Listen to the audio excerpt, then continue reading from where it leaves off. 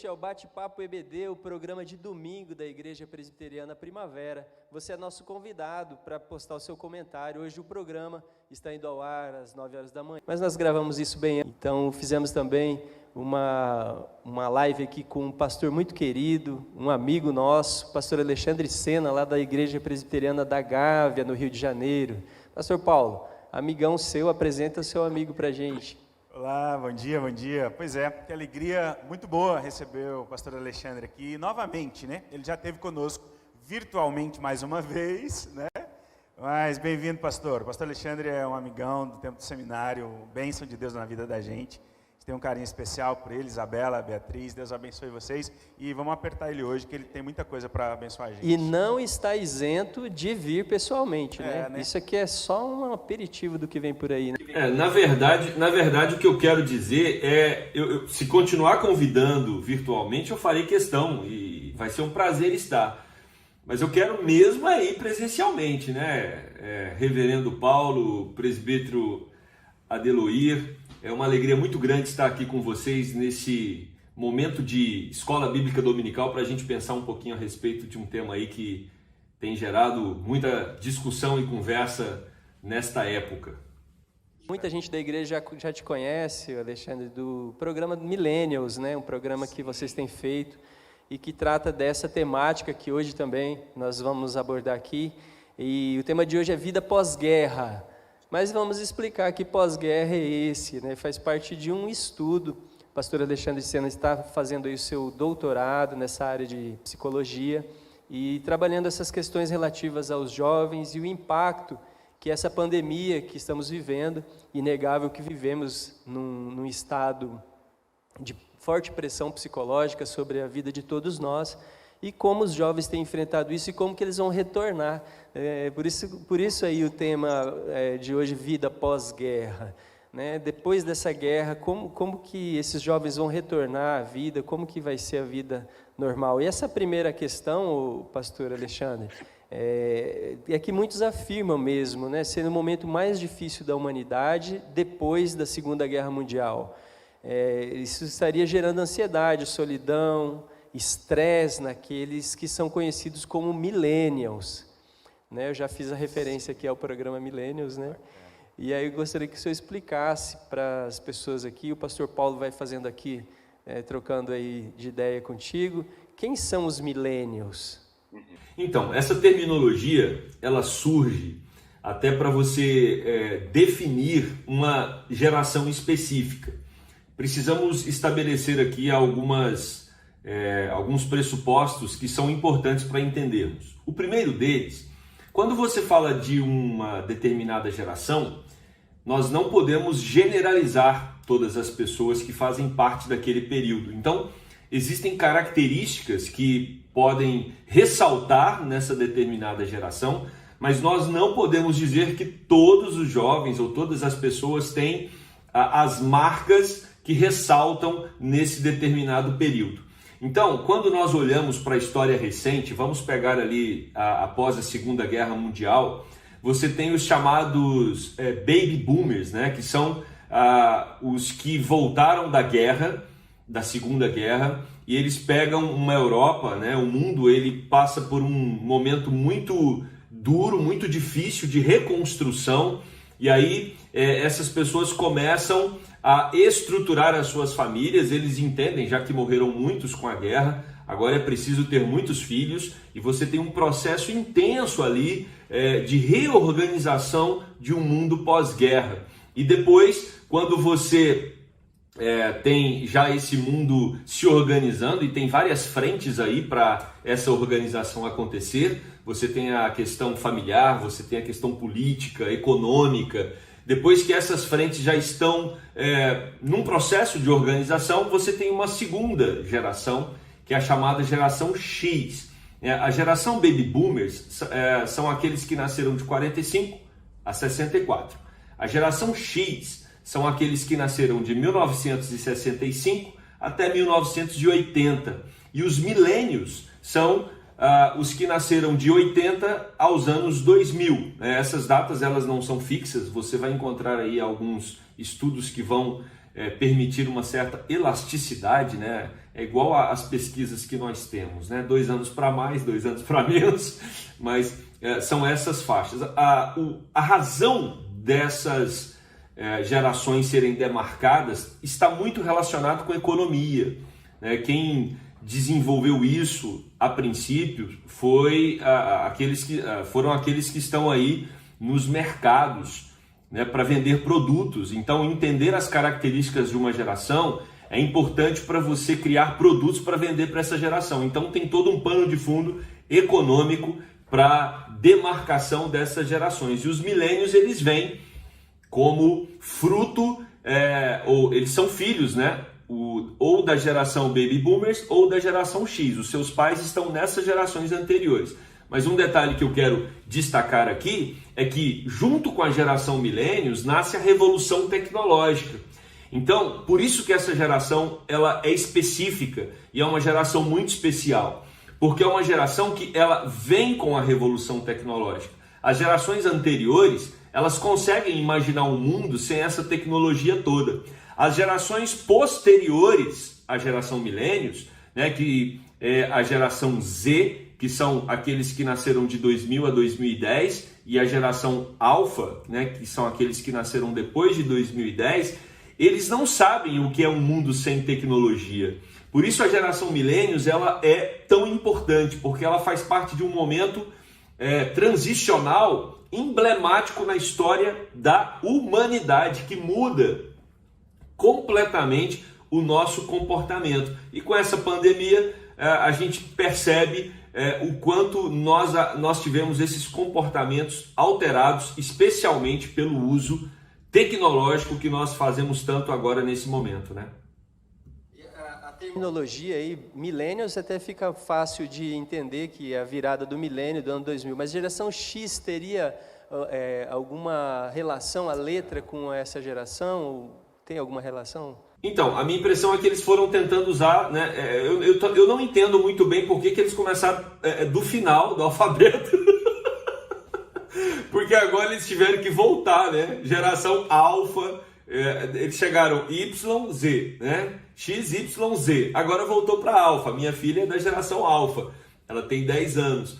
Eu acho que entenderam que vão ter que começar o alfabeto novamente, né? Mas não tem nenhuma associação, assim, pelo menos eu não me lembro de nenhuma associação do porquê ser uma geração X. O que é curioso na geração X, vale a pena destacar aqui, é que como a geração Baby Boomer estava num processo de muita reconstrução mesmo, né, de casas, e usufruindo de uma revolução industrial que estava em franca ascensão, as pessoas elas queriam obter coisas, elas desejavam, elas já tinha TV, já tinha vários eletrodomésticos como geladeira, né, e tantos outros ali. Só que a geração Baby Boomers ela vê esses produtos surgindo, mas ela ainda tem muita dificuldade de ter acesso. A geração X não, já consegue ter um acesso mais fácil a esses bens de consumo que nós chamamos de duráveis, né? São aqueles bens de consumo que eles duram muito tempo. Então a geração X ela consegue ter acesso a esses bens. Quando você pega a geração Y, eles já nem se importam com esses bens duráveis. Os bens de consumo deles são outros. Eles estão preocupados e interessados com experiências. Eu sempre digo, se você conseguir um volume aí, sei lá, de 20, 30 mil reais e falar para um jovem milênio hoje, o que você prefere? Comprar um carro com esse dinheiro ou você prefere fazer uma viagem internacional, ficar alguns dias aí conhecendo alguns países? Claro que não todos, volto a dizer, o perigo da generalização, mas com muita probabilidade eles vão preferir a viagem.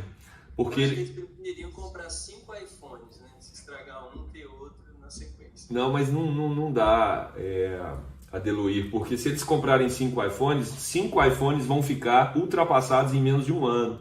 Então talvez eles comprem um, guarde o dinheiro para comprar o seguinte que vai sair um ano depois, entendeu? Verdade, Alexandre. Nós sabemos, é sabido, essa tensão entre as gerações, isso não é novo, né? Nós já falamos isso lá no Projeto Milênios, né? Sócrates, Platão e outros, falando os jovens, se eles assumirem o poder, eles vão acabar o mundo, eles são preguiçosos, eles né? Essa tensão, essa crise sempre existiu. E essa geração X, Baby Boomers e X, eles dizem, batem no peito, nós construímos o mundo, né? Nós construímos esse país, e a geração mais nova só quer alegria, só quer desfrutar disso. E, enfim, há crises aí, tensões, né? Nessas gerações, em compreenderem, em relacionarem. No mercado de trabalho, por exemplo, né? É completamente diferente a perspectiva, o modo de olhar e de caminhar, e de construir carreira profissional. Inclusive a fé também muda muito, né? Temos algumas janelas aí que você abriu, que é importante a gente destacar. Primeira coisa, o que mudou muito, Paulo, foi o conceito de geração. Até antes da Segunda Guerra Mundial. E aí, quando eu falo antes, você pode ir até para a Bíblia, lá para Gênesis. Você vai perceber que uma geração ela durava um período médio de 40 anos. Então, a transição nacional era de 40 em 40 anos. Se você vê o povo do Egito, né, o povo passou, o povo de Deus que foi liberto do Egito, eles passam 40 anos no deserto para que tivesse uma transição geracional, para entrar os filhos e não os pais. Quando você tem, isso vem até a Segunda Guerra. Depois da Segunda Guerra Mundial, com a revolução tecnológica, a grande mudança que nós temos é que o processo de agilidade, rapidez, a aceleração de mudanças entre as gerações se intensificou muito.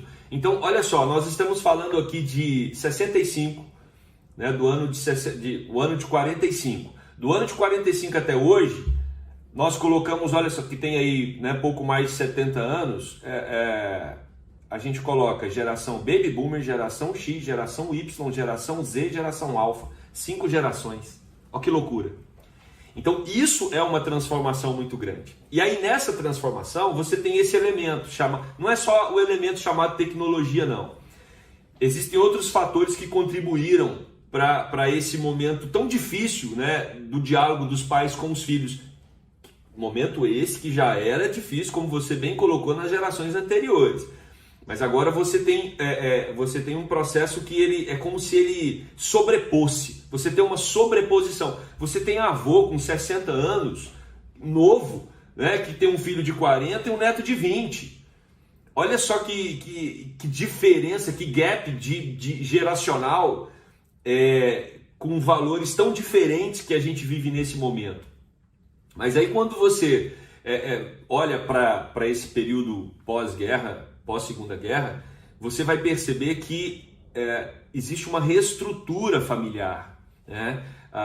Movimentos sociais aconteceram para que a mulher ocupasse lugar no mercado de trabalho. Nós sabemos que muitas das conquistas foram justas, válidas e precisavam acontecer mesmo. Só que agora você tem esse movimento feminista que ele extrapola o campo do direito da mulher e ele começa a buscar outras coisas. Valores não cristãos que começam a ser infiltrados sorrateiramente na estrutura social e acaba atingindo também nós que somos igrejas. Quer ver um exemplo que atinge a todos nós? Existe um desestímulo muito grande desde a geração X, né, e geração Y para ter filhos. Porque o filho ele impede a mulher de alavancar na sua carreira profissional. Existe uma quebra ali, porque ele precisa, a mulher, o time dela, né, para cuidar de um filho, e todos nós sabemos disso, a própria gestação, o cuidado pós-parto, isso pode fazer com que a mulher não consiga depois se ingressar no mercado profissional de onde ela parou. Então você tem Simone de Beauvoir, e não só ela, mas outras feministas ali, dizendo tanto que a gravidez, ser mãe, é um processo que complica, né, o indivíduo nessa busca pelo sucesso profissional. Bom, se a gravidez complica, você tem agora um momento em que a mulher está muito mais interessada em estudar e galgar o seu mundo profissional, ganhar o seu dinheiro, às vezes até mais do que explorar e vivenciar a maternidade. Prestem atenção, tanto que isso afeta a igreja, gente. Nós como pais, eu tenho uma filha, né, de 10 anos, já falei aqui, eu quero que a minha filha estude e eu quero que ela consiga tirar boas notas, eu invisto nisso. Para quê? Porque na minha cabeça, já existe na cabeça da mãe dela também, já existe uma consciência de que ela precisa se dar bem profissionalmente. Mas eu, como cristão, preciso me atentar a todo momento. Eu preciso orientar a minha filha para que ela deseje ser mãe, case, seja mãe, né? E aí você percebe que essas coisas foram se infiltrando de tal forma que às vezes a igreja compra esse pacote e nem percebe, né, que nós estamos incentivando algumas coisas, e não tem nada de errado incentivar seus filhos a estudarem, a trabalhar, a ingressar no mercado de trabalho, mas você também tem que incentivar o seu filho, sua filha, a querer casar, a querer ter filhos, né? Porque isso faz parte de toda uma estrutura bíblica, divina, né? Para o estabelecimento do povo de Deus e os missionários nas próximas gerações, né, gente? Sim, sim. E também, pelo jeito, é a sua única chance de ser avô, né? É que a sua filha tenha filhos, né? Você quer ser avô, é a única possibilidade. Mas isso me abriu aqui uma questão. Me parece que a geração X, ela tem ainda uma preocupação com pais. Ela ainda desenvolve uma preocupação com seus pais, com o bem-estar e tudo mais. Essas gerações que vêm à frente, os nossos filhos, a impressão que dá é que eles não têm essa mesma cultura, eles não têm essa mesma concepção de um cuidado futuro. Para eles parece muito mais natural que os pais sejam colocados numa casa de repouso ou em algum lugar, do que manter um cuidado com eles. O fato dessas gerações se acelerarem nas transições impacta isso também? Essa é uma boa pergunta, viu, Adeloir? Eu vou colocar vocês dois aqui na discussão e vocês vão me ajudar a entender esse fator ou a explicar esse elemento para todo mundo que está nos acompanhando nessa EBD aqui. Aconteceu com vocês de passar férias em casa de primos e juntar ali vários primos durante a infância, não? Meu Deus, férias era isso, né? Os tios com os pais de vocês tinham encontros, reuniões, aquela festa santa, aqueles encontros assim maravilhosos. Lá em Goiás, né, a gente encontrava para fazer pamonha, ia para o sítio ou para a chácara, aquela... Férias era ir para casa de alguém, de um irmão do meu pai ou da minha mãe. Férias era isso. Eu passava férias na fazenda dos meus tios, e os primos todos se juntavam ali, a gente passava dias e dias. O que é isso? O nome disso é afeto, estrutura familiar fundamentada em afetos interpessoais. Era legal estar com os primos, toda aquela dinâmica que a gente vivia, primo mais velho maltratando a gente maltratando os primos mais novos. Não, bullying, não existia isso, né? Então assim, eu lembro que eu ia para a fazenda do meu tio, cara, e um primo meu, a gente ia andar a cavalo e ele falava, não, cara, senta aí na garupa desse cavalo, tranquilo. Cara, e eu sentava, eu era menor, sei lá, tinha 6, 7 anos, e ele empinava o cavalo. Então assim, eu tenho marcas profundas na minha alma. Então, essas interações que nós vivenciamos, e eu estou falando nós aqui porque nós três provavelmente somos dessa geração que você está perguntando, Adeloir, geração X. Né? Nós estamos ali bem na transição, quando termina a X e começa a Y. Nós vivenciamos isso, os nossos pais também vivenciaram isso. Essa vida comunitária, familiar, onde a sua tia te dava uma bronca, o seu tio, se precisasse, colocava você de castigo. Nós éramos muito interligados. Né? O que aconteceu? Quando nós, através dessas gerações, acontece o movimento também de migração para as cidades, quando a gente se estabelece agora, por causa da tecnologia, as pessoas elas desconectam de relacionamentos interpessoais e passam a ter relacionamentos mais virtuais. Hoje, uma criança de 1, 2, 3, 4, 5 anos, ela sabe manusear iPad, sabe manusear celular como poucos adultos, né? Como poucos da geração Baby Boomers ou da geração X. Então, você percebe que além de não termos as novas gerações terem tantos primos como a gente tinha, os nossos tios, né, que tiveram seus filhos e aquela família enorme, as novas gerações são poucos primos, esses primos não têm contato, e nós, nas nossas relações pessoais e dos milênios e das crianças também, ficou uma coisa muito mais virtual. E quando eu falo virtual, não são relacionamentos virtuais, não. São jogos, são entretenimentos, são séries. Ou seja, foi se rompendo os vínculos. Nós somos pessoas, isso a gente pode afirmar com tranquilidade. Os nossos afetos passam por um processo de empobrecimento. Por isso que as novas gerações podem ser consideradas, não todos, volto a dizer, gente, vou ficar sempre frisando isso aqui, nunca podemos generalizar. São gerações com uma estrutura frágil. Por quê? Porque eles não passaram muitas frustrações, eles não se decepcionaram com reprimendas, né, na infância. Por quê? Os pais, que somos nós, geração X, geração Baby Boomers, quantas vezes, né, foi necessário o corretivo físico, a surra.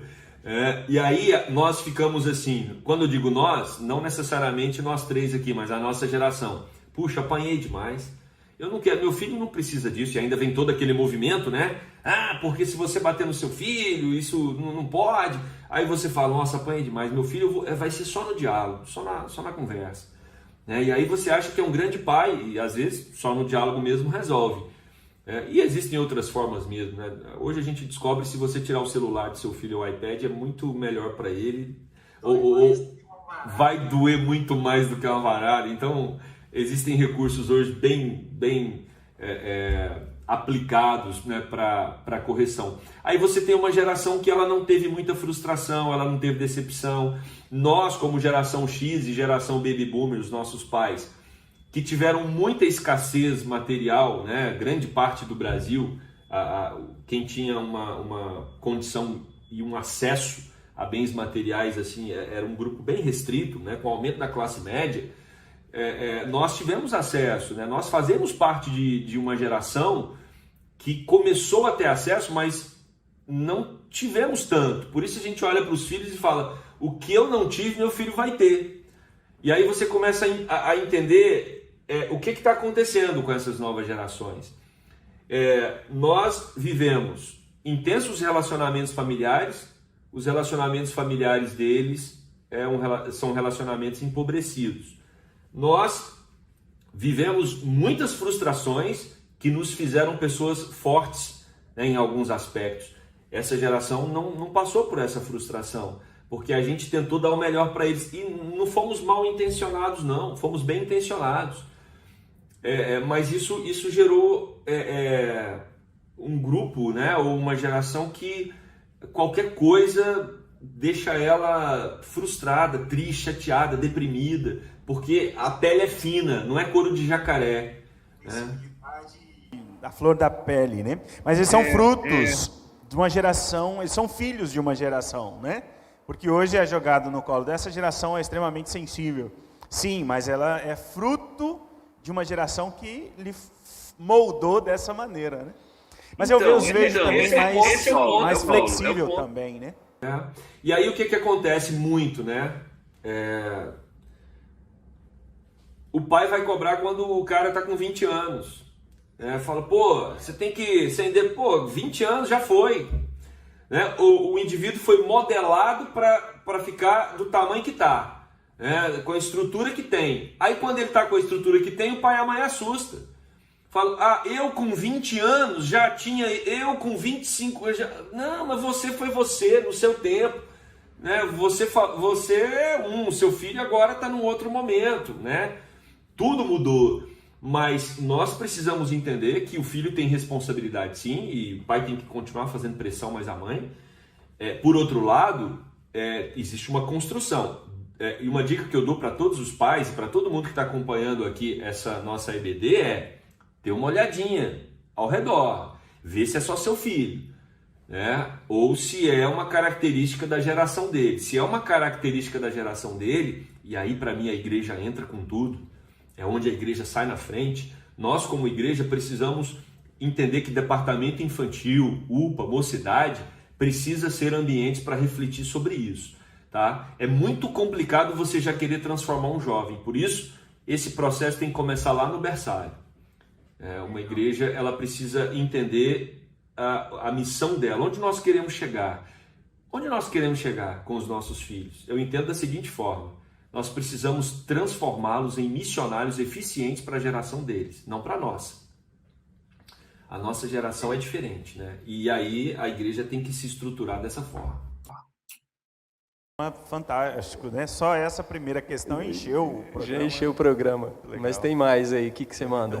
Então, você está conduzindo aí uma pesquisa muito interessante, né? Eu queria que você falasse um pouco sobre isso, sobre essa tese sua de doutorado, né? Como a questão central, né? Quais os valores que contribuem para promover saúde emocional, então, dos jovens nesse tempo, né? Nesse mundo pós-guerra que você colocou muito bem, e quais conclusões você já tem dessa pesquisa? Fala um pouco para a gente, por favor. Boa, Paulo. Eu acho que a primeira coisa que eu queria deixar claro sobre a pesquisa eu sempre trabalhei com jovens e adolescentes. Se você perguntar, seu ministério específico sempre foi entender adolescente e jovem. Eu tive uma adolescência numa igreja presbiteriana muito marcante, que foi uma bênção para a minha vida. Fui para o seminário, eu era vice-presidente da UPA. E eu lembro quando eu estava no ministério, os pastores, alguns colegas falavam assim: essa vontade de trabalhar com adolescente vai passar, você vai querer trabalhar só com adulto e tal. E o que na verdade aconteceu é que nunca passou essa vontade, né, de trabalhar com jovens e adolescentes, porque eu entendo, e aí já não é só entendimento meu, se você olhar pesquisas sérias que são feitas aqui no Brasil e fora, na igreja aí de Primavera do Leste, provavelmente vocês também percebem isso. Quando o indivíduo é criança, você obriga a ir para a igreja. Então você obriga seu filho até 10, 11 anos.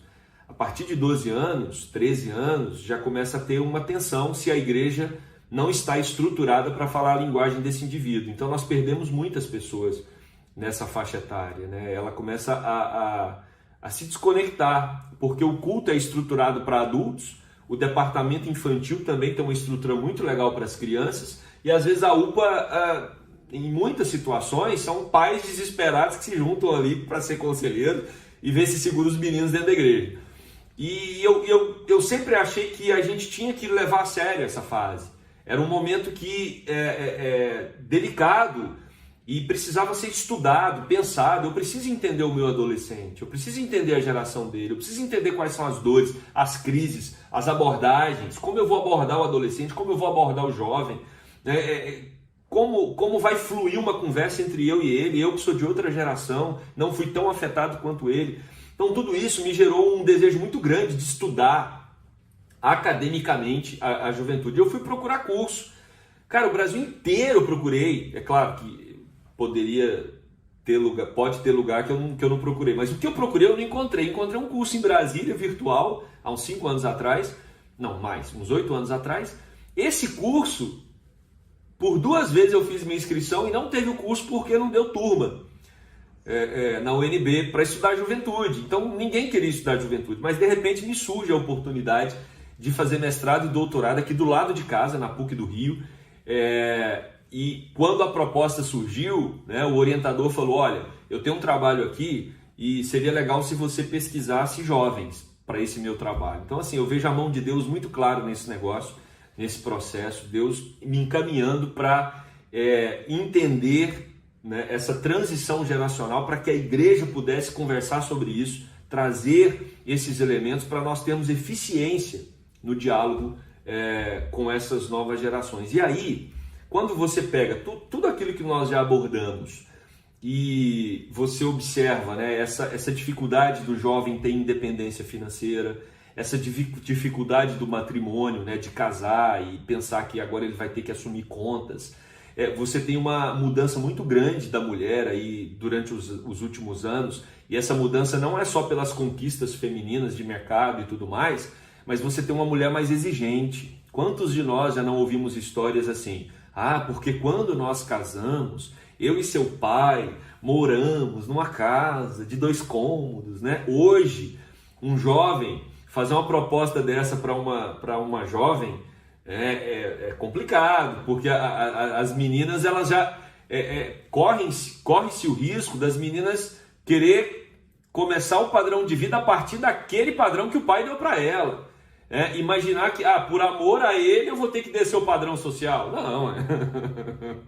E se ela gostar muito do cara, dela compra a casa do jeito que ela gosta e leva o cara para morar com ela, né? E olha que a gente fala isso hoje, até tentando tornar isso fazer disso uma piada, e a gente vê que isso é sério, né, Adeloy? Tá acontecendo muito isso. Você tem hoje uma realidade que a gente vai ter que acostumar com ela, de mulheres ganhando bem mais que seus maridos. E a gente tem que acostumar porque tá natural mesmo, né? E a mulher, ela saiu em disparate. Se você pegar esse é um outro tema que eu não explorei na tese não, Paulo, mas é um tema que eu ainda quero pensar. Existe hoje uma desaceleração masculina e uma aceleração feminina, né? Existe um descompasso. A impressão que dá é que a mulher falou, não, nós vamos correr atrás, nós vamos alcançar, eu vou buscar, eu vou me empreender, eu vou ganhar meu dinheiro. E o homem olhou a mulher passando nessa velocidade toda e se perguntou onde é que ela vai. Falou, tá bom. Tchau, boa viagem. O homem, assim, não todos, volto a dizer, não podemos generalizar. Mas aí, ok, identificar problemas numa geração talvez não seja a parte mais difícil. Então a gente percebe que essa é uma geração com algumas limitações emocionais, é uma geração frágil, é uma geração que tem suas questões peculiares. Identificar isso não é o processo mais difícil. O processo mais difícil é ajudá-los, né? Porque eles realmente têm essas questões, mas existem pontos positivos neles que precisam ser explorados. E aí vem a pandemia, e a pandemia, olhando nessa perspectiva, ela acaba sendo uma ferramenta importante para convidar esse jovem a uma realidade, a um mundo em desordem, como a Bíblia muito bem coloca, e o ajuda a entender que talvez aquela ideia do papai, da mamãe, de protegê-lo, de sempre fazer a vontade dele, cuidar dele, para que ele consiga decolar com facilidade, essa bolha que muitos deles foram inseridos nela, essa bolha estourou. Então você tem jovens agora se deparando com a realidade tete a tete, né? Eles estão diante de um caos social, econômico, relacional, uma tensão política. Perderam, né, pastor? Muitos que inclusive perderam os próprios pais. Então toda a estrutura ruiu, né? Com a perda inclusive da presença, né, deles. Sim. E aí, o que acontece? Você tem uma geração fora do eixo. Mas eu ainda consigo enxergar essa geração fora do eixo e percebo que essa desorganização global é como se essa geração milênios recebesse um chacoalhão para ela entender que existe um processo para se cumprir nessas transições geracionais e eles têm um papel fundamental. Eles têm que estar atentos para a missão. Por quê? Porque eles não são altamente ou nativos digitais como as crianças de hoje. Eles têm uma noção do mundo antes ou do processo antes. Então eles conseguem dialogar com a geração anterior e eles conseguem ou deveriam conseguir dialogar com as novas gerações. Eles precisam entender que esse processo transicional, a geração Y é uma peça-chave, ou milênios, né? Milênios e Y tratam da mesma geração. Eles são uma peça-chave do processo. E talvez uma coisa que incomodava um pouco era o conforto que eles estavam inseridos. Esse conforto foi desestabilizado. Agora eles conseguem entender melhor o que é depravação total, eles conseguem entender melhor as consequências do pecado no mundo, eles conseguem entender melhor o que é morte. Por isso a minha pesquisa ela vai tratar sobre isso, né? Sentido de vida, tem uma escala lá que vai medir a ansiedade de morte, como eles percebem a morte diante desse momento. A gente vai falar sobre religiosidade, como que está o conceito de Deus para essa geração. Nós vamos falar sobre materialismo, né? Uma vez, gente, tenta imaginar quantos shoppings não foram construídos no mundo para que as pessoas pudessem ir gastar. De repente, todos os shoppings do mundo, né? Ou pelo menos de muitos países, estão fechados. E aí esse movimento ele é bloqueado. Ok, o movimento de ir ao shopping foi bloqueado, mas de consumo não. Por quê? Porque um adolescente consegue abrir uma tela de computador e visitar 10 lojas ao mesmo tempo para ver aonde está mais barato o produto que ele quer. Então, será que porque o shopping fechou, o consumo diminuiu? Não necessariamente. A percepção talvez tenha mudado, né? Reverendo, você colocou muito bem, e você pontuou a questão da religiosidade. Eu, estudando um pouco sobre a gripe espanhola e outras pestes do passado, houve, pós-pandemias, houve um acréscimo de religiões, não necessariamente religiões sérias, mas houve um acréscimo de 300% a 400%. Você acredita que num pós-pandemia Deus ainda tem espaço? Para essa geração estar mais sensível para a fé, talvez? Então, Paulo, eu ainda não analisei os dados, né? Nós estamos fazendo um estudo que a gente chama correlacional, Brasil e Portugal. Então, nós estamos medindo esses elementos em jovens brasileiros e jovens portugueses. Já tenho alguns. Um deles o Brasil, óbvio até, né? É um país muito mais religioso do que Portugal. Apesar do português falar que frequenta igreja, uma parte coloca que é católica, né? Mas é muito mais cultural do que um vínculo mesmo real com a religião, de ir todo final de semana, de fazer seus exercícios devocionais. O Brasil hoje, ele vive um momento muito curioso e diferente, né? Você tem um crescimento principalmente da igreja evangélica no Brasil. Esse crescimento já é identificado por sociólogos, não é novidade nenhuma, e não é só da igreja neopentecostal, que às vezes a gente já liga logo com essas megas igrejas aí, neopentecostais, não. Você tem muita igreja séria também crescendo, ou seja, no Brasil existe um momento muito aflorado para a religiosidade, e não só para a religiosidade institucional.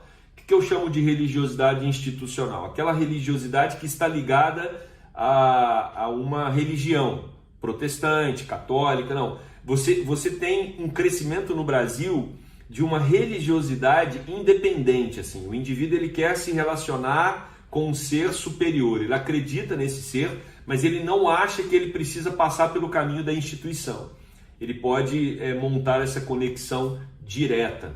Né? Então isso no Brasil está bem aflorado. Eu acredito sim que a pandemia ela leva não só a juventude, mas todos a esse questionamento, a essas perguntas, mas não necessariamente que torna um indivíduo religioso, até porque você pode fazer uma leitura inversa, né?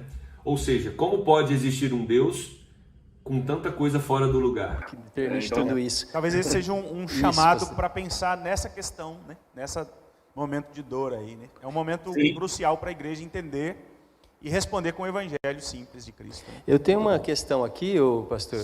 No estudo dele, ele afirma isso aqui, abre aspas: o retorno à vida normal será como voltar de uma guerra. Daí que surgiu o tema do nosso bate-papo hoje, né? Essa vida pós-guerra. E aí você diz o seguinte: os jovens sairão desta pandemia com muitas feridas emocionais, mas por outro lado, acredito que essas feridas podem se tornar cicatrizes valiosas de uma geração que aprendeu a ser mais resiliente, forte e preparada para os desafios da vida adulta. Bonito isso aqui, hein, Pastor Paulo? Ficou muito boa essa frase, que lendo agora aqui, né, lendo aqui com a impostação da voz, ficou mais legal ainda. Pastor, que percepção bacana de um momento tão trágico, mas quem vive do Evangelho consegue ver nas cinzas, no renascimento da vida, da esperança, de tudo mais. Foi nesse sentido que foi a sua fala? Foi nesse sentido. Aí eu volto àquele exemplo dos nossos primos, né? A gente brincava na rua, às vezes apanhava, às vezes batia, né? A gente tava ali com os primos. Apanhava do que batia. Já apanhei. Eu mais corria do que batia ou apanhava. Batia e corria.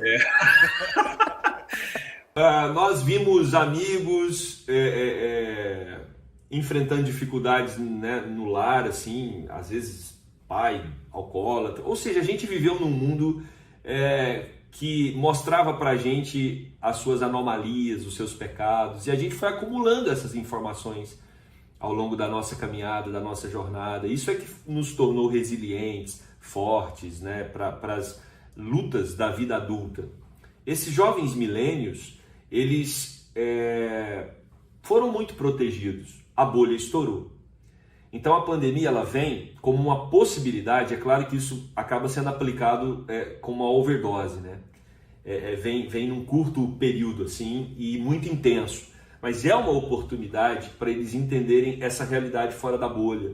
E aí você vai ter algumas reações deles, né? Alguns vão desmoronar por completo e não vão conseguir reagir, né? E outros eles vão entender e vão se aproveitar disso, né? E quando eu falo se aproveitar, é falar, olha, entendi que a dinâmica é outra, então eu preciso me readequar, a realidade é essa.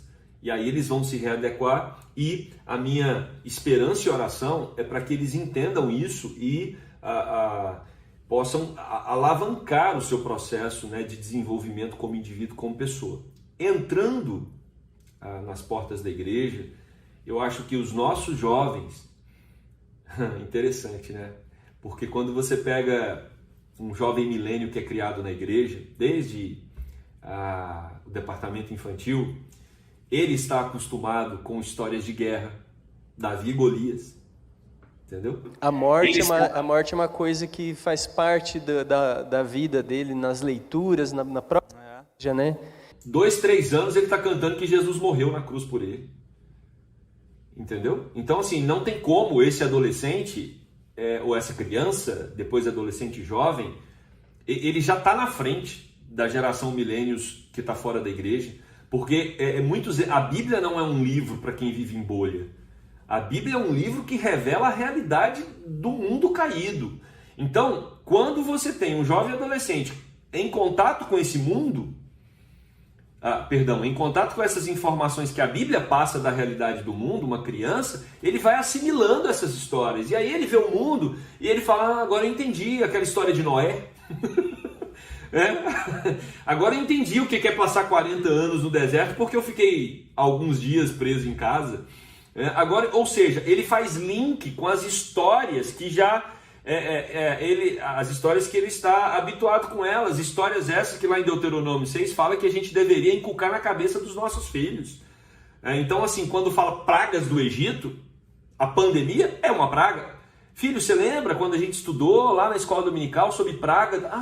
Então pandemia, praga, beleza, associou. Então os nossos jovens milênios da igreja, eles precisam olhar para essa situação e ver nela uma possibilidade de evangelismo, porque aqueles amigos iludidos, eles podem chamar a atenção e dizer, vocês estão entendendo que a gente precisa acreditar num outro mundo, numa outra terra, numa outra vida que vai além dessa? Porque isso aqui é punk, como escreve Salomão em Eclesiastes.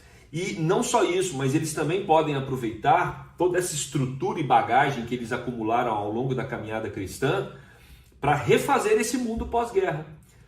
Então, eles vão deixar as digitais, as marcas deles nesse momento histórico, assim como os baby boomers deixaram na época deles. E aí nasce o Projeto Milênios e nasce todo esse desejo, essa vontade muito grande de canalizar, né, de conectar essa geração de milênios evangélicos para que eles entendam a dimensão da missão e toquem o barco aí. E a gente vai deixar o link aí para quem quiser depois acompanhar, né, o Projeto Milênio. Mas eu fiquei pensando aqui, Pastor Paulo, quando ele falou assim, como disse Salomão, isso aqui é punk, eu fiquei pensando qual versículo que eu não li. A versão do Morro do Rio de Janeiro. Ah, sim, a versão lá da Gávea, tá certo. Pô, foi mal, galera.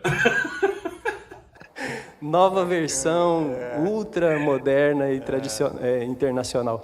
O Pastor Paulo, a gente está chegando aqui ao final do nosso bate-papo e nós estamos conversando aqui há bastante tempo, só está gravado essa parte que a gente está conversando, é um bate-papo fantástico, gostoso.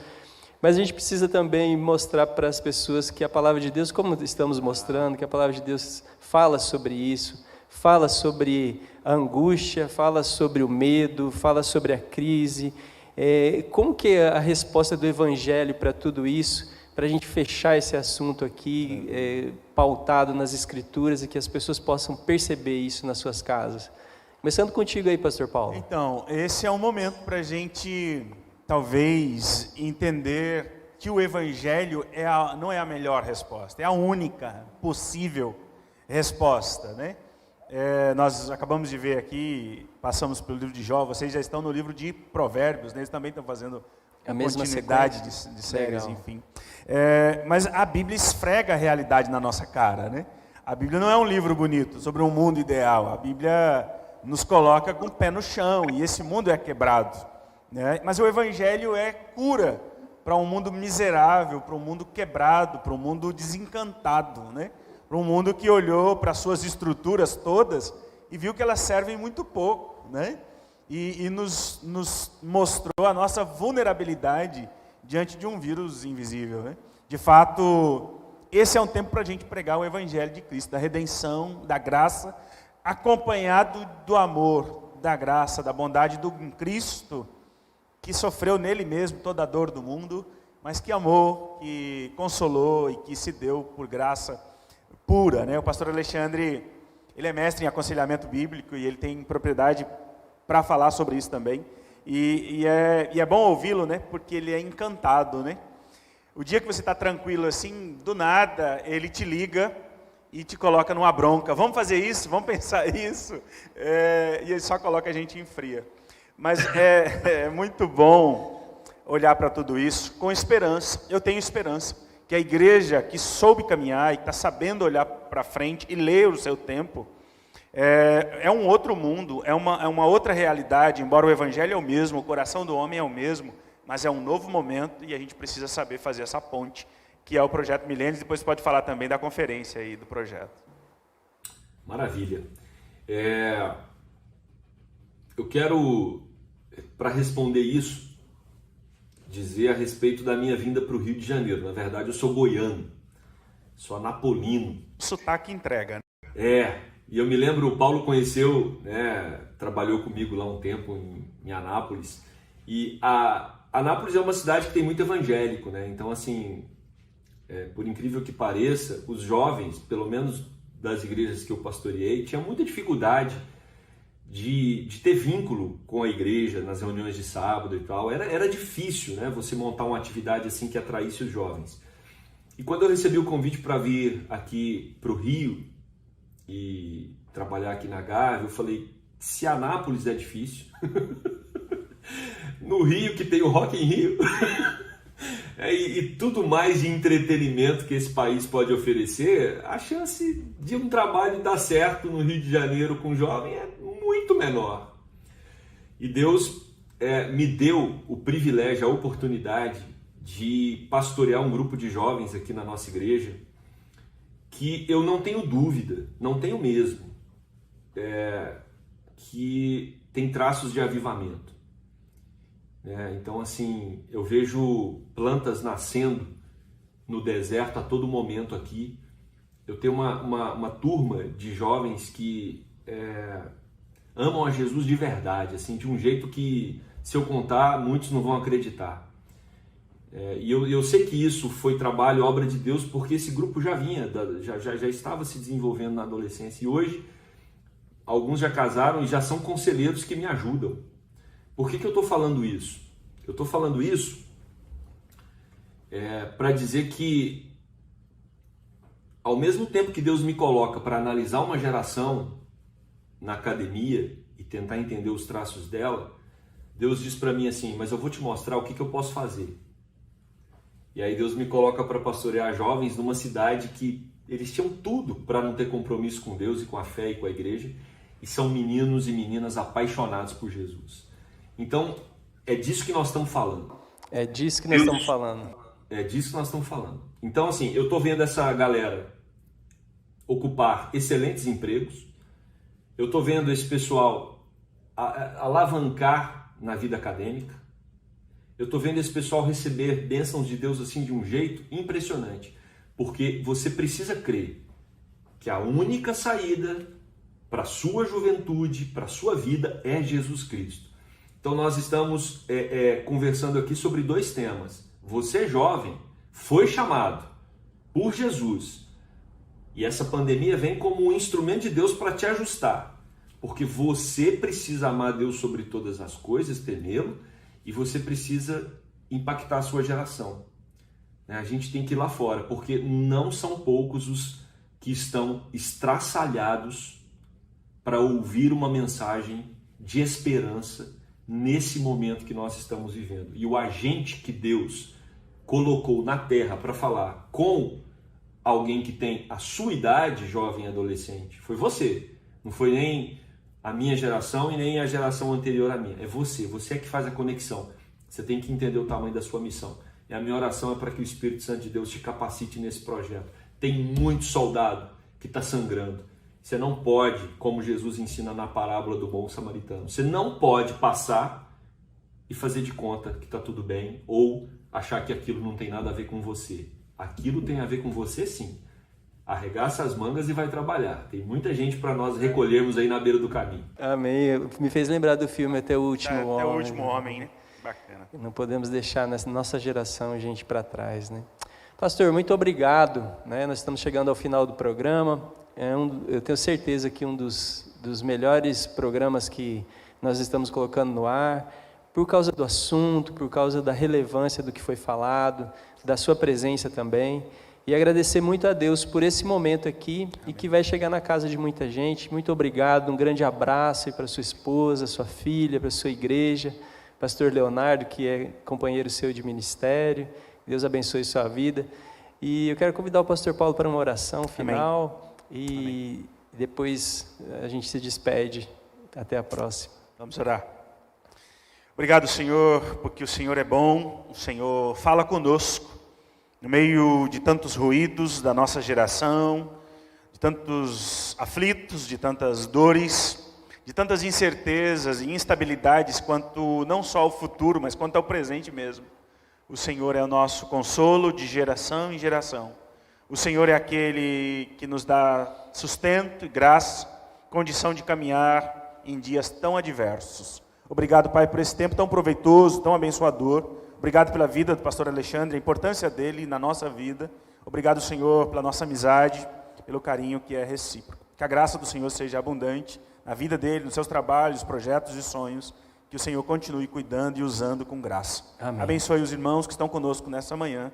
Abençoe a tua igreja, o teu povo. Desperta-nos para a nossa missão. Em nome de Jesus. Amém. Ok, muito obrigado a você que nos acompanhou até aqui. Muito obrigado pela sua presença, pela sua audiência. Nós esperamos do fundo do nosso coração que tenha sido relevante para a sua vida, para a sua história. Compartilhe com aquele amigo que você conhece, que sabe que precisa de uma palavra, precisa entender melhor a respeito do seu coração, a respeito da sua fé. Que Deus abençoe a sua vida. Hoje à noite nós temos aqui a sequência com o culto de logo mais. Fique na paz, Deus abençoe você e sua família, em nome de Jesus. Tchau.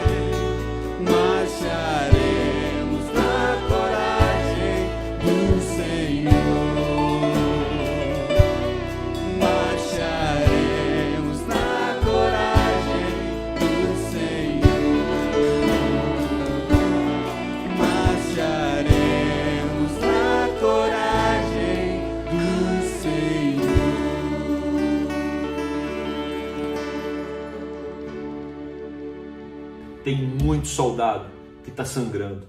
Você não pode, como Jesus ensina na parábola do bom